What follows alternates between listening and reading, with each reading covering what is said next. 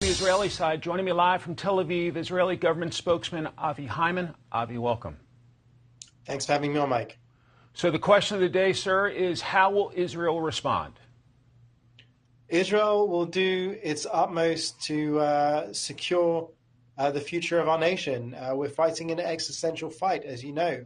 Iran has made it clear day in, day out that they want to destroy Israel. They want to wipe us off from the map.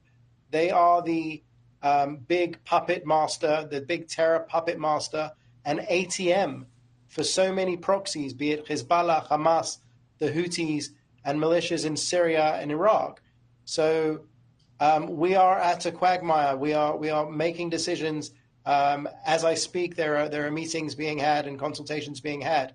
But one thing is for sure, is that we must return security to our people. Mm-hmm.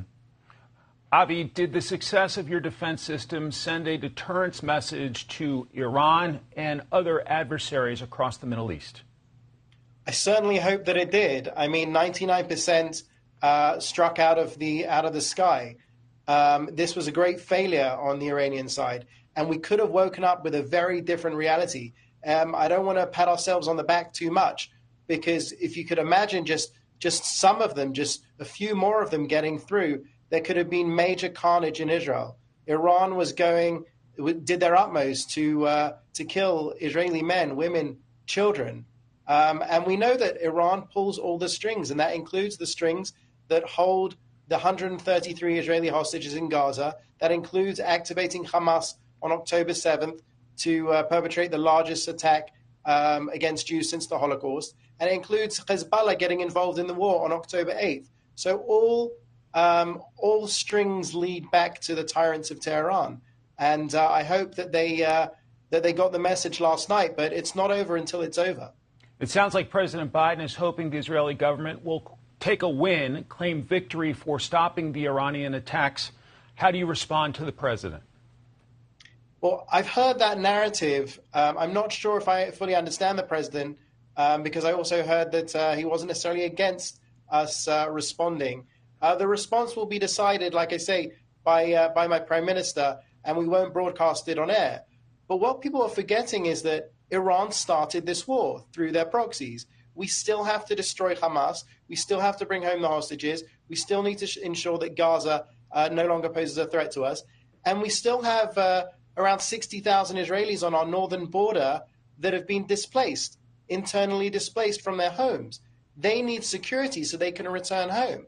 So we can't just bow our heads and hope for the best. You know, there was a time when Jews were fully defenseless in recent living memory. Well, that's not the case anymore. We have Israel, and we must defend ourselves for the sake of our children, for the sake of the future, and for the sake of the free world. We are reporting that the president told Netanyahu the United States will not join a counterattack on Iran. How do you respond to that? You know, we appreciate all of the support that we get from the American administration and the American people. I know that 82% of Americans support Israel in our just fight for existence. Now, we are, at the end of the day, a sovereign nation state, the one and only Jewish state, a tiny country smaller than New Jersey with a population around the size of London. We need to defend ourselves. We're surrounded by enemies that want to wipe us off the map. Iran says it day in, day out, and they act to wipe us off the map. So Iran's now playing some kind of a game of, okay, let's draw a line, let's call it a day.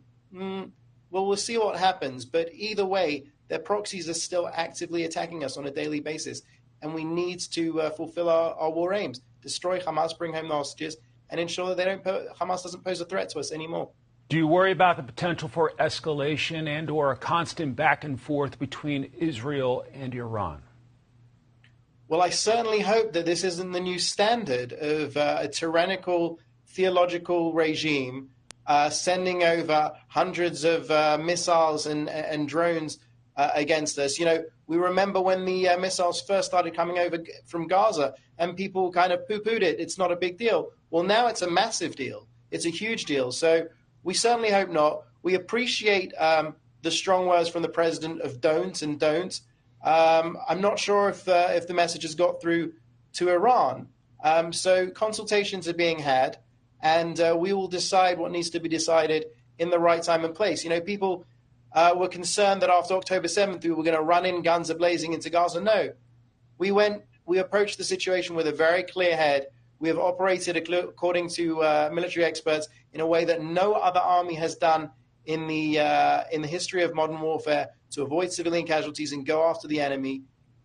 So we will assess this situation, this new reality with Iran, with a cool head, and we will act or not act when we decide the time is right. Avi Hyman, Israeli government spokesman, thank you so much for your time today, sir.